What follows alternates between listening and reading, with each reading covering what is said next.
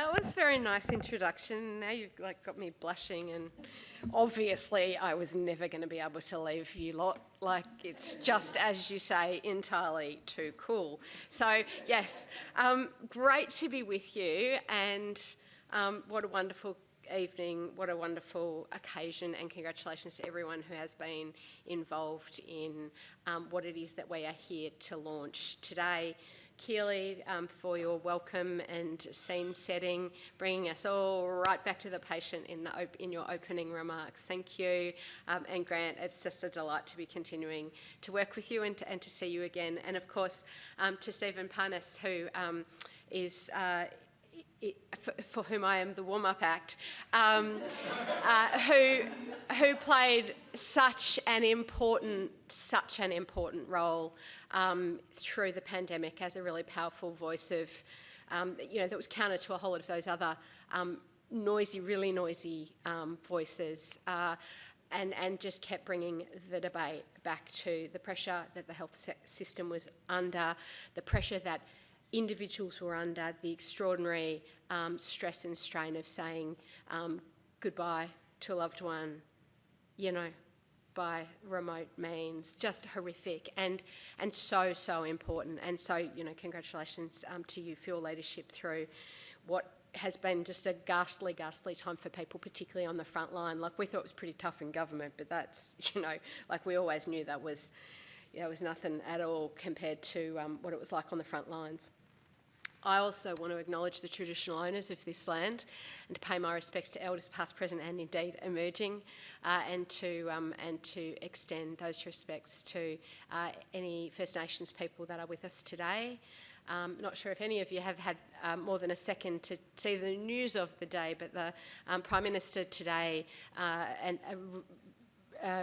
announced what the wording would be, the referendum question about fixing that glaring omission in Australia's constitution about the actual history of this place. So a really important day on our long and difficult journey to reconciliation with that history. So it's a pretty strange... It was actually pretty strange in a bunch of ways. Last time I was in this room, I was at my wedding reception. and just over this, so I thought it was really, I don't know if anybody else noticed, but the room changed today. Yeah, and I was like, oh, that's so cool. And because my parting words from my husband this morning were, if you get a chance, go to the Japanese garden and take a photo. And that's it, just there. So if you see me just kind of wandering around taking photos, don't think that's too weird.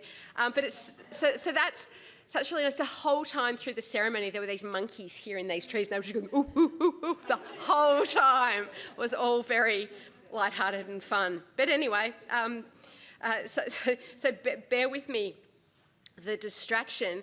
But yeah, coming back to this place is pretty neat, really. It's a beautiful spot, beautiful room, and one of Melbourne's great institutions. But it is also an unusual brief because I'm not particularly sure which one of me you were hoping to hear from. So I'm now, as Grant said, a board member at the Children's Cancer Foundation. It's a good spot to keep an eye on that election commitment about children's cancer. I have a front row seat for that, which is good and very important to me. In that capacity as a retired politician and a former Minister for Medical Research and Innovation, or indeed in my capacity as a bereaved mum. So I might just bounce around all of those a little bit. But I wanted to congratulate the VCCC and everyone involved on the launch of this important initiative. No sector is any stronger than its talent. Keely, I'm totally going to steal your idea about recognising the emerging leaders in all endeavours in future, because I think that's so important. Everybody celebrates the people with grey hair, but really they're not the future, are they? And I can say that because under all this dye, there's tons of it. And the other thing, and I did ask, is did you get picked to be here, or have you chosen to be here? And I'm reliably informed that the people who are in this room this evening to talk about and think about leadership are people who have decided that this is the room that they want to be in, and they want to think about and talk about and learn about leadership. And so you're all a room full of leaders, and isn't that fantastic? And I hope you take away some gems this evening.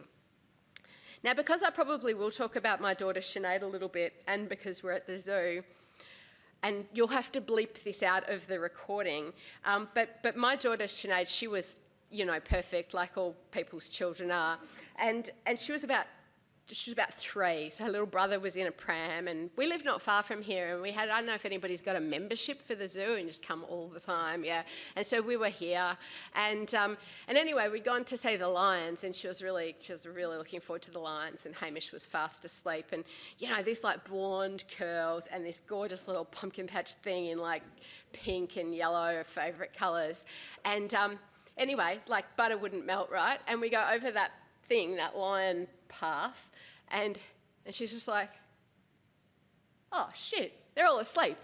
Oh my goodness, we nearly died. All these other people, I was like, oh my God, those people, and they're a very naughty child.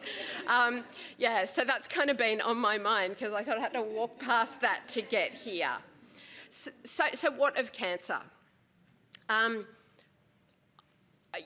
Like I think a lot of people, and I'm not sure if this was your experience, Keely, too, but like cancer was something that happened to other people. Happened to old people, happened to like grandparents that you just hardly remembered from being little, occasionally happened to someone famous and it was in the news. And then all of a sudden it gets a little closer. My first kind of brush with cancer was really like it was a total fake out. Like I'd gone for a mammogram and they called me back and I was like completely convinced I was dying.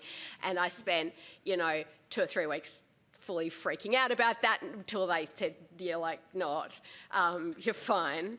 But then, I remember that immense relief. It's like, oh good, that's good, that would have been really bad. And then like within a year, I'm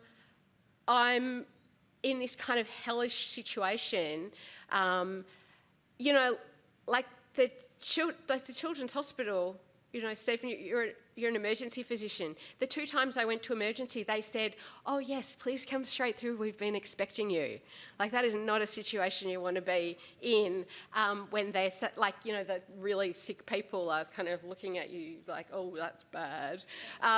It's like going to Peter Mac for radiation and having all those really old, very sick-looking people say, would you like my chair? Because you look like bad.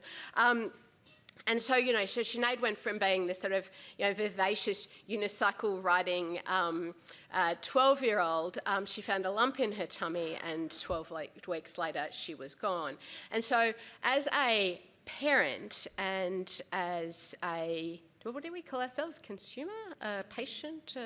We're consumers, yeah. So as we didn't stop long enough to think about any of that. So we lived at the Children's Hospital for 4 weeks. At one point they said, oh, we're going to introduce you to the palliative care people. It's like, well, that sounds very bad.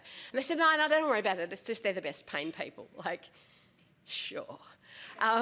But when I think about leadership in cancer care, I think about Dr. Marty Campbell, who was, some of you may know, who was Sinead's doctor, who provided amazing leadership and care to the nurses and to the other allied health people who were part of that team, to the palliative care people, both here and at home in Ballarat.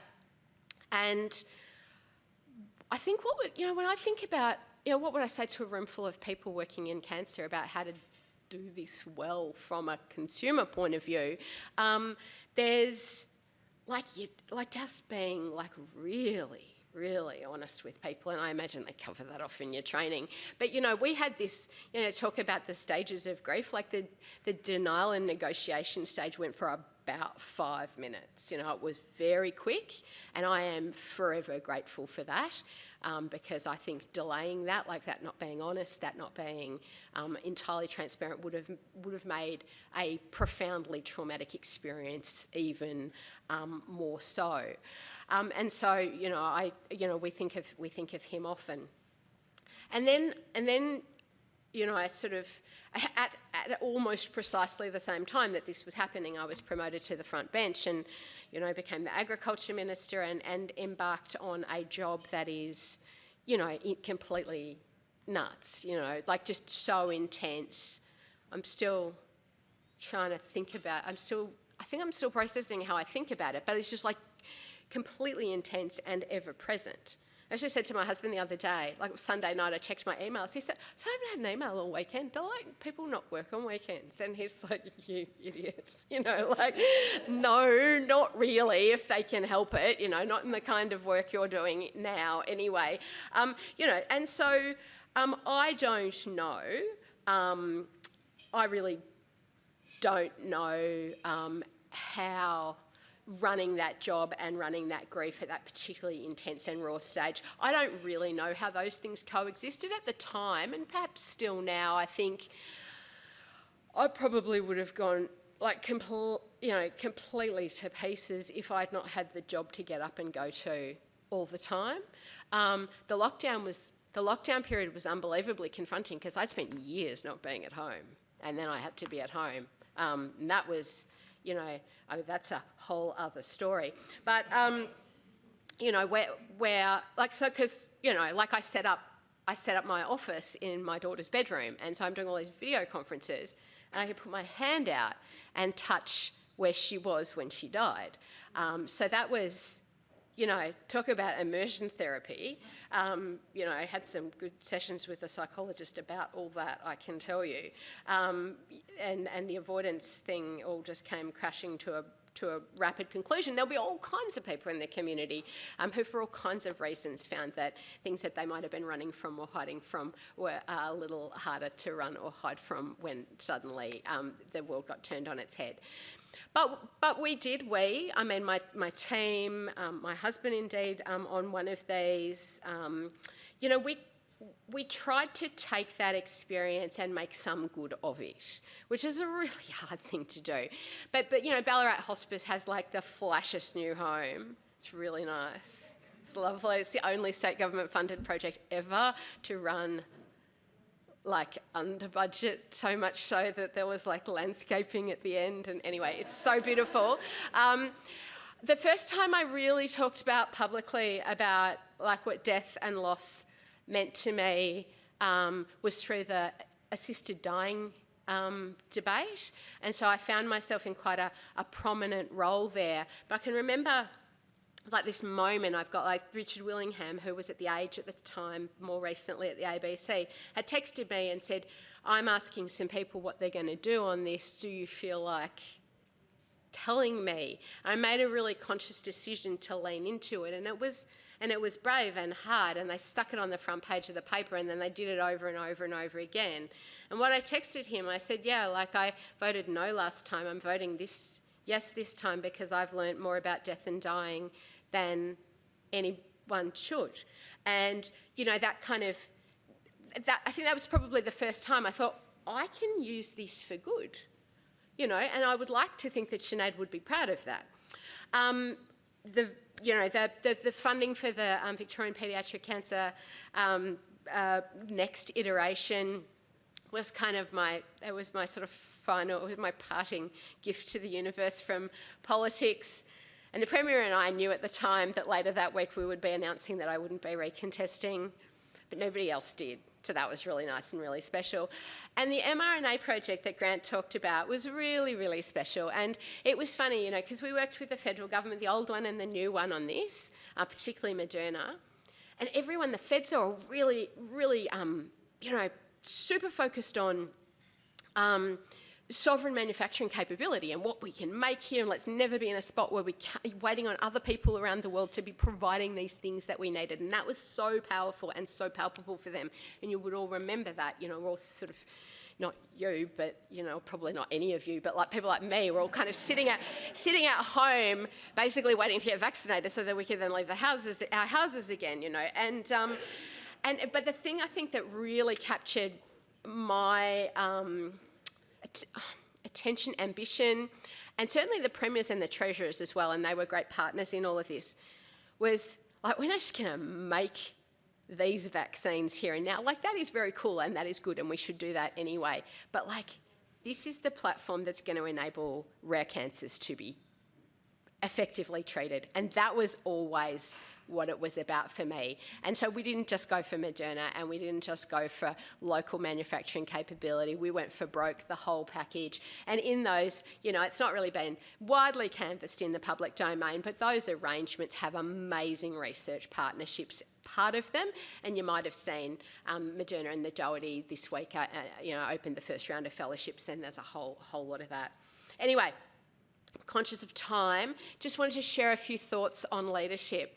So, imposter syndrome is real. Yep, everyone's got it, still got it. It's like a thing. So don't feel bad about it, just learn how to manage it. Be brave and follow the courage of your convictions. Find your allies. Now, this is the St Vincent's crew, isn't it? Yeah, I'm calling you lot out. So we were just having a chat before, and it's like, oh, where do you work? Oh, yeah, I'm at St Vincent's, I'm at St Vincent's, I'm at St Vincent's. Anyway, so what you all have to do tonight is go meet some people that you don't already know. Yes, and that's to everybody. That's not just to you guys, but you're my example that kind of prompted that thought. So everyone, like Grant said, talked about the power of those kind of relationships and those partnerships. Everybody's homework is to exchange details with at least 2 strangers tonight. And, you know, invest in one another and allow other people to invest in you. I think one of the really important lessons, and to, you know, quote a sassy 3-year-old, and I'm getting bleeped again, but like, shit days happen, like they do.